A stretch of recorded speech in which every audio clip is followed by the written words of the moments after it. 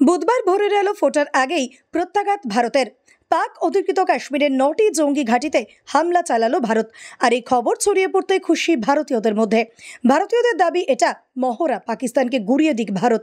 ইতিমধ্যে ভারতের এই সিঁদুর অপারেশনে খুশি ভারতীয়রা। ভারতের জাতীয় পতাকা হাতে নিয়ে বুধবার সকালে শিলিগুড়ির কলেজ মাঠে উল্লাসে মেতে ওঠে ভারতীয়রা।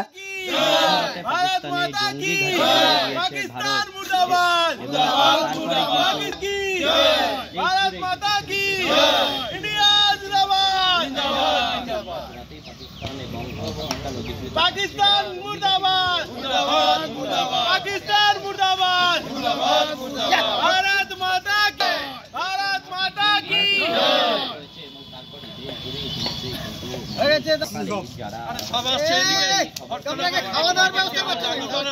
ভারত কি বলবেন?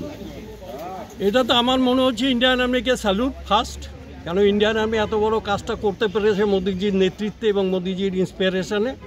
এটা আমার মনে হচ্ছে যা শুরুয়াত।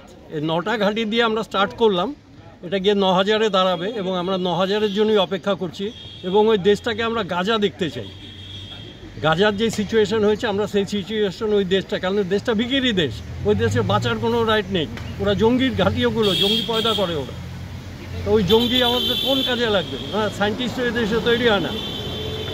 আমার দেশ সায়েন্টিস্ট তৈরি করে, আমার দেশ চাঁদে লোক যায়, আমার দেশ মঙ্গলে লোক যায়, কিন্তু ওরা তো ওগুলো ভিখিরি তৈরি করে ওখানে হাত পাতার জন্য আর এসব নোংরামি করার জন্য।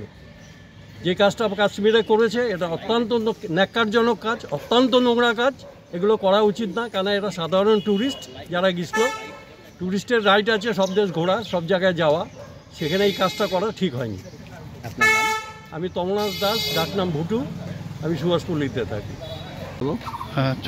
এই যে ভারতের এই প্রত্যাঘাত এবং জঙ্গি ঘাঁটি ধ্বংস করে দেওয়া হলো, কি বলবেন? সকালে ঘুম থেকে উঠে যখন আমরা ফেসবুকটা খুলে নিউজগুলো দেখলাম, মানে এর থেকে খুশির খবর আর কিছু হতে পারে না। রাত্রি 2-2:30টার দিকে ভারতের আর্মি পাকিস্তানের 9টা জঙ্গি ঘাঁটিতে প্রত্যাঘাত করে পুরো গুড়িয়ে দিয়েছে। তো এর থেকে খুশি ইন্ডিয়ানদের কাছে আর কি হতে পারে। কিছুদিন আগে আমরা দেখলাম যেভাবে জঙ্গিরা কাশ্মীরে গুলি চালালো, তো তার বিরুদ্ধে এই যে প্রত্যাঘাত, এরকম প্রত্যাঘাত আমরা আরও অনেক আশা করছি। আর আমরা ইন্ডিয়ান আর্মি কে অনেক অনেক অনেক প্রণাম জানাচ্ছি, সেলুট জানাচ্ছি। আমরা চাবো যে আমরা তো ওখানে গিয়ে যুদ্ধ করতে পারছি না, বাট আমরা এখান থেকে তাদের উৎসাহ সবসময় জাগিয়ে যাবো। এই জন্য আজ সকাল সকাল আমরা এসে এখানে আমরা সেলিব্রেশন করছি এবং স্লোগান দিচ্ছি, ভারত মাতার নামে স্লোগান দিচ্ছি, ইন্ডিয়ান আর্মির হয়ে স্লোগান দিচ্ছি।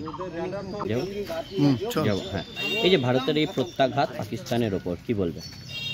আমরা এটা সকাল সকাল যে নিউজ শুনলাম, মানে সকাল সকাল আমরা যখন মোবাইলটা ঘুম থেকে উঠি এবং তখন নোটিফিকেশন এই পাই যে প্রায় 9টা পাকিস্তানের যে তাদের ক্যাম্পে গিয়ে আমাদের ইন্ডিয়ান আর্মিগুলো তাদেরকে এই করেছে, প্রতিরোধ করেছে। বাট খুব ভালো লাগছে যে আমাদের ইন্ডিয়ান আর্মিরা এত সুন্দরভাবে এত করছে। কিন্তু যাই হোক, আমাদের এই কাশ্মীরে যা কয়েকদিন আগে যে কাশ্মীরে যে ঘটনাটা ঘটলো, এখন তাদের যে তারা একটা ক্ষোভে ছিল, তাদের এখন এই যুদ্ধ এই হওয়ার পর তারা একটু সান্ত্বনা পাচ্ছে। আশা করি আর একটু বেটার পাবো এবং তাদের জন্য আমরা ইন্ডিয়ান আর্মির জন্য কিছু করতে না পারে আমরা সবাই একসাথে মিলে স্লোগান দিচ্ছি তাদেরকে উৎসাহ জাগার জন্য, কি আমরা সবসময় পাশে আছি এবং সবসময় দাঁড়িয়ে থাকবো।